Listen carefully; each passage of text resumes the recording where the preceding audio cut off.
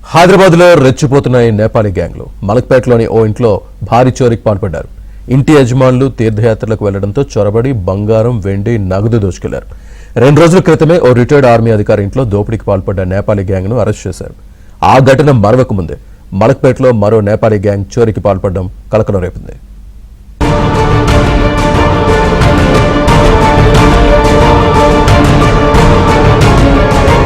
హైదరాబాద్ మలక్పేటలో మానస రెసిడెన్సీలో flat number 102లో Venkataramana అనే వ్యక్తి 20 ఏళ్లుగా నివాసం ఉంటున్నాడు. భార్య అమెరికాలో ఉద్యోగం చేస్తోంది. గత నెల 13వ తేదీన వెంకటరమణ తీర్థయాత్రలకు వెళ్లాడు. తిరిగి ఈ నెల 10వ తారీఖున ఇంటికి తిరిగొచ్చాడు. ఇంటి తలుపులు తీయగానే లోపలి దృశ్యాలు చూసి షాక్ అయ్యాడు. ఇంట్లో ఉన్న వస్తువులు చిందరవందరంగా పడి ఉండటం, బీరువాలో ఉన్న 45 లక్షల నగదు, 15 తులాల బంగారం, 4 కిలోల వెండి చోరీకి గురైనట్లు గుర్తించాడు.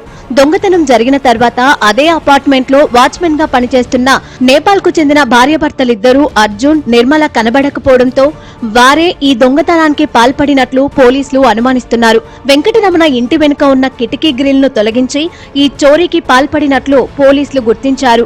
బాధితుడి ఫిర్యాదుతో నిందితుల కోసం పోలీసులు గాలిస్తున్నారు.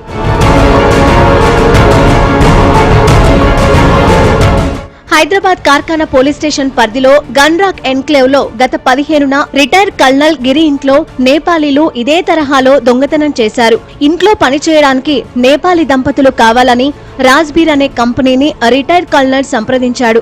ఈ క్రమంలో రాజ్బీర్ కంపెనీ 2 నేపాలీలు మహేంద్ర షాహీ, ఉపేంద్ర షాహీలను సంప్రదించి కర్ణాటకలో తమ బంధువులు ఉన్నారని, ముంబైలో పనిచేస్తున్న రేఖాదేవి కర్ణాటకలో ఉన్న రాజేంద్ర షాహీని గిరి ఇంట్లో పనిలో పెట్టారు. అయితే రాజేంద్ర షాహీ, రేఖాదేవి కలిసి మరో 8 మందితో కలిసి చోరీకి ప్లాన్ చేశారు. నవంబర్ 15న ఇంట్లో గిరి ఒంటరిగా నిద్రపోతున్న సమయంలో అదే అదునుగా భావించిన నిందితులు అతడిని తాళ్లతో కట్టి 23 తులాల బంగారం, 95,000 రూపాయల నగదుతో పారిపోయారు.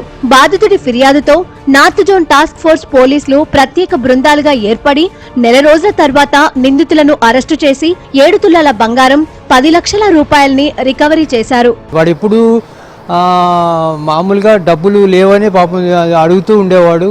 100-2 అడ్వాన్సులు ఇక్కడ ఉన్న వాళ్ళని కూడా అడుగుతూ ఉండేవాడు. వాళ్ళు ఇదివరకు ఇతనికి ముందు వేరే వాచ్మెన్లు ఉండేవాళ్ళు, వాళ్ళకి వీళ్ళు బంధువులే వస్తూ ఉండేవాళ్ళు. వాళ్ళ ఎదురుకుండా మా బిల్డింగ్ ఎదురుకుండా కూడా కమ్యూనిటీ వాళ్ళు వాచ్మెన్ చేసి వాళ్ళంతా కమ్యూనిటీ వాళ్ళు మీట్ అవుతూ ఉండారు, వీళ్ళు వస్తూ ఉండేవాళ్ళు. ఆ విధంగా మాకు తెలుసు. వాడు పోతూ నేపాల్కి పోతున్నాను, వీళ్ళని పెట్టుకోండి అంటే పెట్టుకున్నాం. ఆల్రెడీ చూసి మొహాలు కాబట్టి దాన్ని బట్టి మేము పెట్టుకున్నాం అన్నమాట. ఈ ఏడాది ఏప్రిల్ నెలలో కూడా ఇలాంటి ఘటనే మరొకటి కాచిగూడ పోలీస్ స్టేషన్ పరిధిలో జరిగింది. దంపతులిద్దరికి భోజనంలో మత్తుమందు కలిపి 2 కిలోల బంగారు నగలు, 3 కోట్ల నగదును ఎత్తుకెళ్లిపోయారు. ఇప్పటికీ ఈ చోరీకి పాల్పడ్డ నిందితులు పోలీసులకు చిక్కలేదు.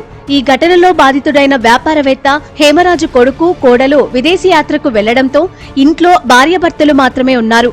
ఇదే రైట్ టైం గా భావించిన నేపాలీ గ్యాంగ్ ఇంట్లో ఉన్న బంగారు నగలు, డబ్బును చోరీ చేసి అక్కడి నుంచి పారిపోయారు. నిందితులు దేశం దాటి నేపాల్ కు వెళ్లిపోవడంతో వారిని పట్టుకోవడం పోలీసులకు సవాల్గా మారినట్లు తెలుస్తోంది. ఈ కేసులో కొంతమంది నేపాలీలను అదుపులోకి తీసుకుని విచారించినప్పటికీ నిందితుల ఆచూకీ ఇప్పటికీ లభ్యం కాలేదు.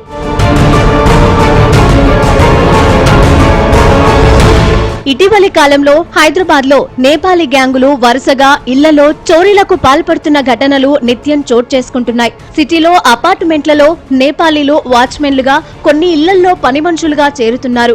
మొదట ఓనర్లతో నమ్మకంగా ఉంటూ ఆ తర్వాత చోరీలకు పాల్పడుతున్నారు. చోరీ సమయంలో అడ్డొచ్చిన వారిని చంపిన ఘటనలు లేకపోలేదు.